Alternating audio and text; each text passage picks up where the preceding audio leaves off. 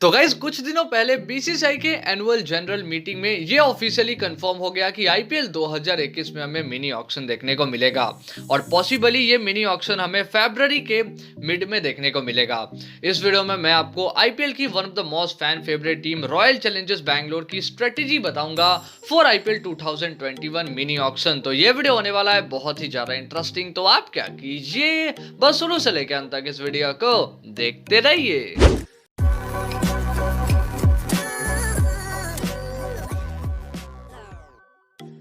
तो गाइस जब भी आईपीएल में मिनी ऑक्शन होता है टीम सबसे पहले अपने वीकनेस पे ध्यान देती है और उसको अपना स्ट्रेंथ बनाने का ट्राई करती है।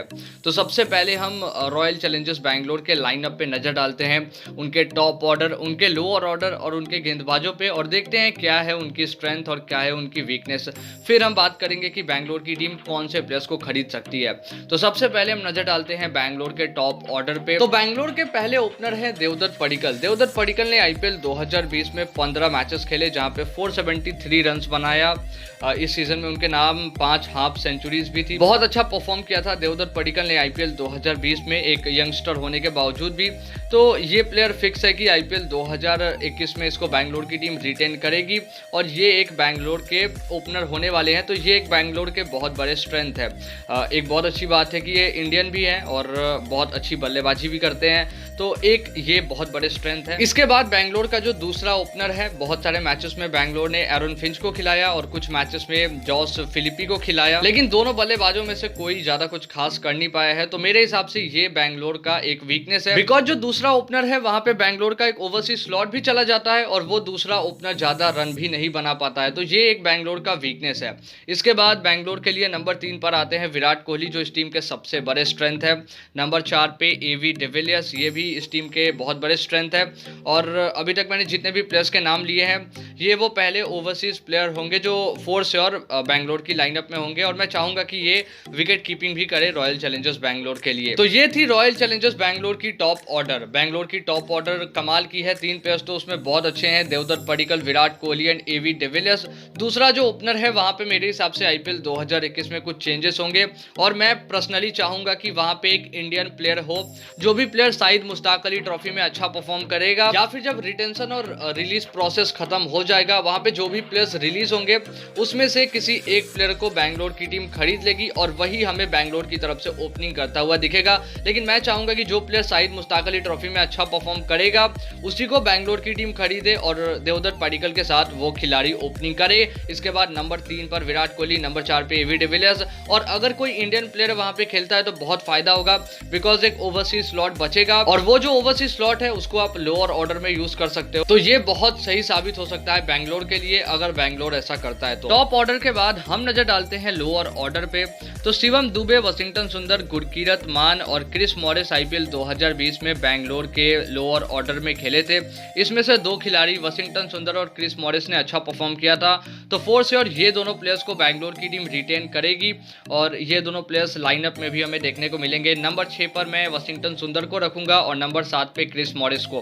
क्रिस मॉरिस दूसरे ओवरसीज प्लेयर होंगे इस लाइनअप के। कमाल के ऑलराउंडर है क्रिस मॉरिस, फिनिशिंग टच भी दे सकते हैं आपको। इसके अलावा जो आखिरी के 4 ओवर होते हैं वहां पे भी आप इनसे गेंदबाजी करा सकते हो। तो एक बहुत ही वैल्यूएबल प्लेयर है। इसके बाद वॉशिंगटन सुंदर, इनसे विराट कोहली पावर प्ले में गेंदबाजी कराते हैं, ये भी आपको फिनिशिंग टच दे सकते हैं। या फिर कभी भी बैंगलोर का टॉप ऑर्डर जल्दी आउट हो जाता है तो आप इनको जल्दी ला सकते हो। ये बहुत सारी गेंदें खेल सकते हैं, धीरे धीरे रन भी बना सकते हैं और एंड में ये भी फिनिशिंग टच दे सकते हैं। तो नंबर 6 पर वॉशिंगटन सुंदर और नंबर 7 पे क्रिस मॉरिस, ये दोनों प्लेयर्स रिटेन होंगे और गुरकीरत सिंह मेरे हिसाब से रिलीज होंगे।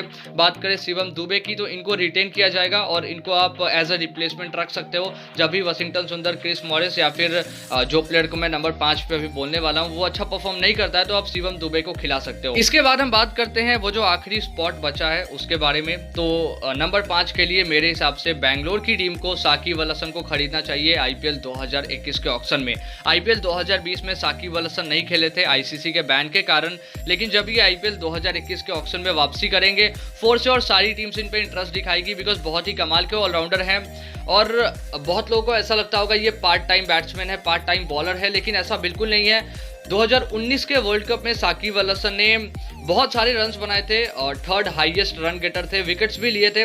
तो आप इनसे नंबर 5 पे बल्लेबाजी करा सकते हो। बहुत बार मैंने देखा है बहुत सारी टीम्स ने इनको नंबर 6, नंबर 7 पे खिलाया है आईपीएल में, लेकिन आप इनको प्रॉपर बैट्समैन भी खिला सकते हो नंबर 5 पे और गेंदबाजी भी करा सकते हो नंबर 5 पे। मेरे हिसाब से ये बहुत ज़्यादा अच्छा परफॉर्म करेंगे। तो फोर श्योर बैंगलोर की टीम को साकिब अल हसन को टारगेट करना चाहिए और बैंगलोर की टीम करेगी भी, बिकॉज ये प्लेयर अगर बैंगलोर को मिल जाता है देन बैंगलोर का लोअर ऑर्डर बहुत ही ज़्यादा स्ट्रांग हो जाएगा। तो ये वो 3 प्लेयर्स है जो बैंगलोर के लिए लोअर ऑर्डर में खेलेंगे, Shakib Al Hasan, Washington Sundar and Chris Morris. Top order और लोअर ऑर्डर के बाद अब हम नजर डालते हैं रॉयल चैलेंजर्स बैंगलोर के बॉलिंग लाइनअप पे। तो ये कुछ गेंदबाज थे जो आईपीएल 2020 में बैंगलोर की तरफ से खेले थे। Dale Steyn, Umesh Yadav, Mohammed Siraj, Navdeep Saini, Adam Zampa and Isuru Udana. सबसे पहले मैं आपको बता दूं डेल स्टेन आईपीएल 2021 में नहीं खेलेंगे। इसके बाद उमेश यादव, जिनको मेरे हिसाब से बैंगलोर की टीम रिलीज करेगी। मोहम्मद सिराज मेरे हिसाब से रिटेन होंगे और ये हमें लाइनअप में भी देखने को मिल सकते हैं। इसके बाद नवदीप सैनी भी रिटेन होंगे, ये भी हमें लाइनअप में देखने को मिल सकते हैं। एडम जैम्पा मेरे हिसाब से रिटेन होंगे और बैंगलोर की टीम इनको एज अ रिप्लेसमेंट यूज करेगी। अगले खिलाड़ी हैं ईसरू उदाना, जो शायद रिलीज हो जाए ओवरसीज स्लॉट बचाने के लिए, बिकॉज अगर बैंगलोर को साकिब अल हसन हो गए या फिर किसी और ऑलराउंडर, किसी और बल्लेबाज, किसी और ओवरसीज प्लेयर्स को खरीदना हो, उसके लिए ओवरसीज स्लॉट चाहिए होगा, बिकॉज एक टीम में मैक्सिमम 8 ही ओवरसीज प्लेयर हो सकते हैं। तो ओवरसीज स्लॉट बचाने के लिए ईसरू उदाना को बाहर करना पड़ेगा। तो बैंगलोर की बॉलिंग लाइनअप में जो सबसे पहला खिलाड़ी है युजी चहल, ये 100% कंफर्म है, बैंगलोर के मेन गेंदबाज है। तो ये तो एक फोर श्योर कंफर्म है ही। इसके बाद 2 जो इंडियन पेसर होंगे वो होंगे नवदीप सैनी एंड मोहम्मद सिराज। मोहम्मद सिराज ने आईपीएल 2020 में अच्छा परफॉर्म किया, तो मेरे हिसाब से इनको फिर से मौका मिलेगा। टेस्ट में भी अभी अच्छा कर रहे हैं इंडिया के लिए, तो यहाँ पे उनको मौका मिलेगा। नवदीप सैनी की बात करें तो नवदीप सैनी ने बहुत ज़्यादा अच्छा तो परफॉर्म नहीं किया, लेकिन फिर भी अगर आप इनकी ओवरऑल इकोनॉमी देखो आईपीएल में तो अच्छी है, यंगस्टर होने के बावजूद भी। तो मेरे हिसाब से इस प्लेयर को भी रिटेन किया जाएगा और ये हमें लाइनअप में भी देखने को मिलेंगे। बहुत अच्छा खासा पेस है इनके पास, जिससे ये बल्लेबाजों को तंग कर सकते हैं। तो ये 2 इंडियन पेसर होंगे। इसके बाद जो हमारा आखिरी स्पॉट है बैंगलोर की बॉलिंग लाइनअप में, ये एक ओवरसीज प्लेयर को जाएगा, एक ओवरसीज गेंदबाज को जाएगा आप कह लो, बिकॉज अभी तक जो मैंने आपको लाइनअप बताई है बैंगलोर की, उसमें सिर्फ 3 ही ओवरसीज प्लेयर्स हैं, AB de Villiers, Shakib Al Hasan and Chris Morris. तो अभी भी एक ओवरसीज स्लॉट बचता है और मेरे हिसाब से ये एक ओवरसीज पेसर को जाएगा।